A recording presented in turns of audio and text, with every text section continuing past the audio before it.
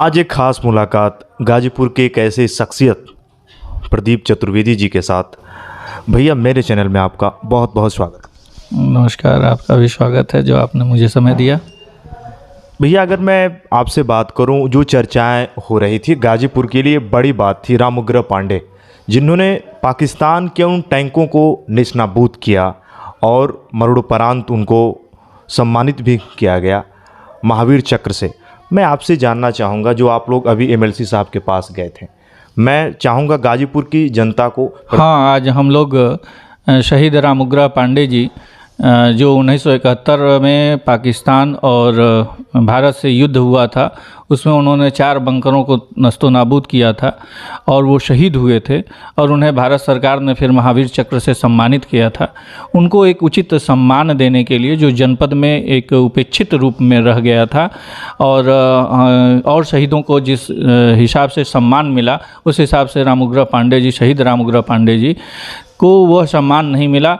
और उनकी स्मृति में हमने आज लोकप्रिय नेता एमएलसी विशाल सिंह चंचल जी से मिलकर और उनसे ब्राह्मण जन सेवा मंच के नेतृत्व में अपने टीम के साथ, अपने पूर्व जिला पंचायत सदस्य अनिल कुमार पांडे, आलोक तिवारी, पंकज जी, अतुल जी और रजनीकांत तिवारी जी और हमारे विशाल पांडे और गणेश तिवारी जी, सबके साथ हम लोग एक टीम बनाकर गए और अपनी बात को रखे। और हमने आज उनको ज्ञापन दिया कि रोडवेज बस स्टैंड, जिसका नामकरण अभी नहीं हुआ है, वह स्वर्गीय रामउग्र पांडे जी के नाम से रखा जाए और जिससे उचित सम्मान हमारे शहीद को मिले।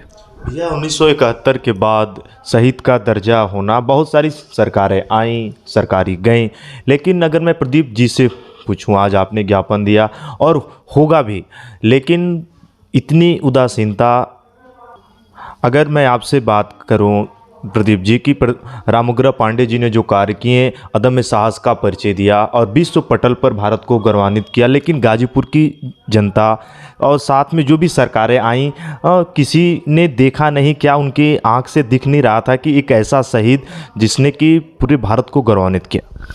हाँ, यह बात सही है। 1971 की लड़ाई के बाद कितनी सरकारें आई और चली गई, पर वह उचित सम्मान उनको नहीं मिला। यह एक शोचनीय प्रश्न है, पर ब्राह्मण जन सेवा मंच ने वही देखा और समझा कि यह उचित नहीं है और उनको उचित सम्मान मिलना चाहिए। और हमने इस बात को आज एमएलसी साहब से रखी और उन्होंने आश्वस्त किया है। उन्होंने कहा कि नहीं, आप 100% आश्वस्त रहिए, हम ज़रूर ही उनके नाम से एक स्मृति स्थल देने का कार्य करेंगे और नाम एक देंगे रोडवेज बस स्टैंड को। अब देखते हैं आगे क्या हो सकता है। अगर मैं आपसे पूछूं, कोई सोचता भी नहीं, कैसे प्रदीप जी सोच लेते हैं, जहां तक किसी का दिमाग जाता नहीं कि नहीं यार इस कार्य को करना है, वहां पे आप खड़े रहते हैं कि नहीं इसको पूरा करना है? नहीं, ऐसा नहीं है। सोच तो सबकी अच्छी होती है और सब लोग सोचते हैं। कुछ इम्प्लीमेंट दूसरे संगठनों या दूसरे लोगों द्वारा किया जाता है, कुछ मेरे द्वारा कर लिया जाता है। ऐसा नहीं है। यह सोच दूसरे के माध्यम से ही आया कि नहीं, ऐसा होना भी चाहिए। क्योंकि उनका एक मूर्ति स्थल है उनके क्षेत्र में, उनके गांव के पास, उन्हीं के, यह अभी विडंबना देखिए कि उन्हीं के ज़मीन में उनकी मूर्ति लगाई गई। सरकार द्वारा एक छोटा सा स्थान भी नहीं दिया गया कि नहीं उनकी एक मूर्ति स्थापित की जा सके, और वो उपेक्षित रहती है। साफ़ सफाई ऐसे वैसे नहीं हो पाता है।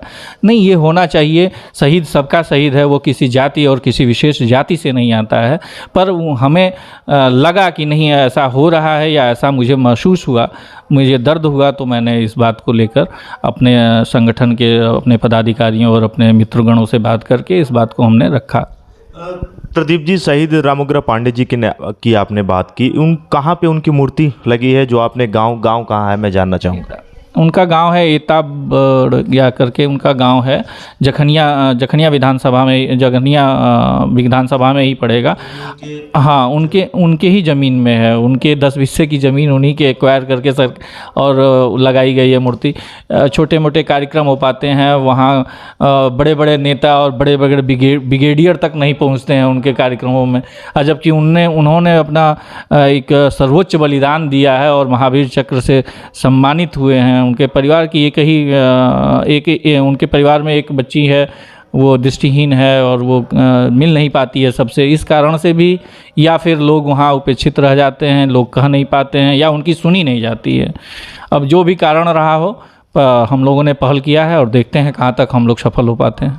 दोस्तों, जिस तरीके से भैया ने बताया, सच में मैं उसे बयान नहीं कर सकता। लेकिन दोस्तों, एक शहीद का अपमान है अगर मैं कहूँ, राम उग्रा पांडे जी ने देश की एकता, अखंडता, संप्रभुता के लिए भारत माता की गोद में हंसते हंसते अपने प्राणों को निछावर किया। भैया, अगर मैं जानना चाहूँ, ब्राह्मण जन सेवा मंच से भी आप जुड़े हैं, कौन से ऐसे कार्य हैं अगर मैं आपसे जानना चाहूँ जो आपने किए हैं? ब्राह्मण जन सेवा मंच दो मुद्दों को लेके तो ये गठित हुआ, और वर्ष 2016 में ब्राह्मण जन सेवा मंच ने स्थापना किया जनपद में, और बाद में इसको रजिस्टर्ड करा के, और विगत 7 सालों से जनपद गाजीपुर में ब्राह्मणों के हित और उत्थान के लिए कार्य करता है। जो भी हमारे पास ब्राह्मणों के समस्याएं आती हैं या ब्राह्मणों के उत्थान के लिए हम कुछ कर रहे हैं, तो उसमें हम लोग बराबर कुछ ना कुछ करते रहते हैं। किसी के शादी के लिए, विवाह के लिए, या फिर चिकित्सा के लिए, शिक्षा के लिए, ऐसे बहुत से उदाहरण हैं जो हम लोग बराबर करते रहते हैं।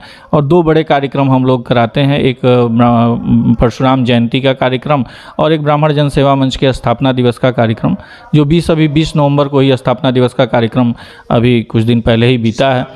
हाँ, जिसमें हम लोगों ने निधि मिश्रा, जो पैरा एशियन गेम की विजेता थी, उनको बुलाया था, और पूर्व में अभी आए थे वाइस चांसलर जो BHU के थे, गिरीश चंद्र त्रिपाठी जी, वो भी आए थे, और सम्मानित सदस्यगण आए थे। इससे पूर्व लोगों ने भी, बहुत अच्छे लोगों ने समय दिया है।